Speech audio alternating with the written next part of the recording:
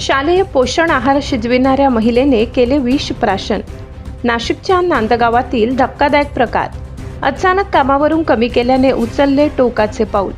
संगीता सोनवणे असे विष प्राशन करणाऱ्या महिलेचे नाव.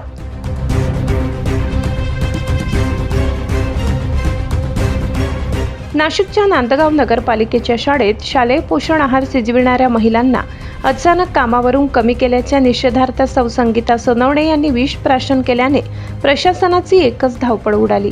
दरम्यान महिला कर्मचारी व पोलिसांनी त्यांना तात्काळ पोलिसांच्या वाहनातून शासकीय रुग्णालयात दाखल केले. मात्र त्यांची प्रकृती खालावल्याने त्यांना तात्काळ मालेगाव येथे हलविण्यात आले. पोषण आहार शिजविणाऱ्या महिलांना कामावर कमी केल्याने सौ सोनवणे यांनी आत्मदहन करण्याचा इशारा दिला होता. त्यासाठी शिवस्फूर्ती मैदानावर मोठ्या प्रमाणावर महिला जमा झाल्या होत्या. मात्र संबंधित विभागाचे अधिकारी उडवाउडवीची उत्तरे देत वेळकाढूपणा करीत असल्याने संतापलेल्या संगीता सोनवणे यांनी विष प्राशन केले.